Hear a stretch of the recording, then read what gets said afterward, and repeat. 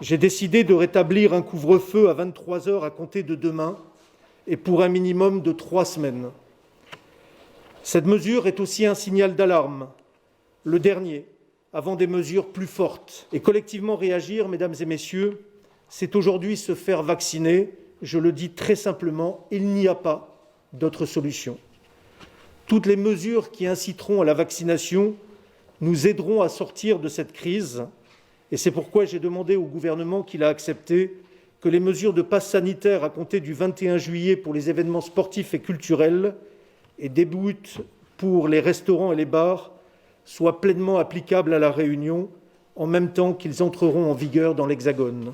Pour le pass sanitaire à partir du 21 juillet, donc effectivement, ça demandera à être précisé par des textes réglementaires. Ce qu'on peut déjà vous dire, c'est qu'effectivement, le seuil du pass sanitaire sera abaissé donc, de 1000 à 50 personnes. C'est ce qui a été dit par le président de la République, notamment dans les lieux de spectacle, les stades, les salons et les foires, les festivals et les grands casinos notamment.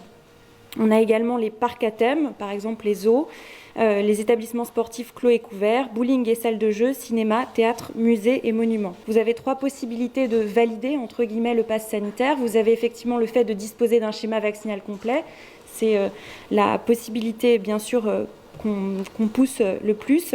Mais vous avez également la possibilité de présenter un test négatif de moins de 48 heures ou un certificat de rétablissement, c'est-à-dire le fait d'avoir un test positif à la Covid qui soit vieux de plus de 2 semaines et de moins de 6 mois. C'est la période pendant laquelle les gens ont encore une immunité parce qu'ils viennent d'avoir la maladie et qui ne peuvent pas se faire vacciner. Nous faisons attention. Aujourd'hui, pour voyager en provenance ou à destination de La Réunion, vous devez avoir un schéma vaccinal complet, présenter un test PCR ou antigénique négatif, ou justifié d'un motif impérieux de déplacement. Et ce sont là des modalités de voyage qui visent déjà à limiter le nombre de cas importés, et nous allons même plus loin en liaison avec l'Agence régionale de santé, puisque nous avons mis en place des contrôles salivaires aléatoires à l'aéroport. Ce qu'il faut avoir en tête, c'est qu'aujourd'hui, en fait, effectivement, nos conditions de circulation, elles sont plus restrictives qu'un pass sanitaire. L'idée est tout à la fois, effectivement, d'éviter la dissémination du variant sud-africain en métropole et inversement d'introduire, que ce soit du variant britannique ou davantage de variant Delta.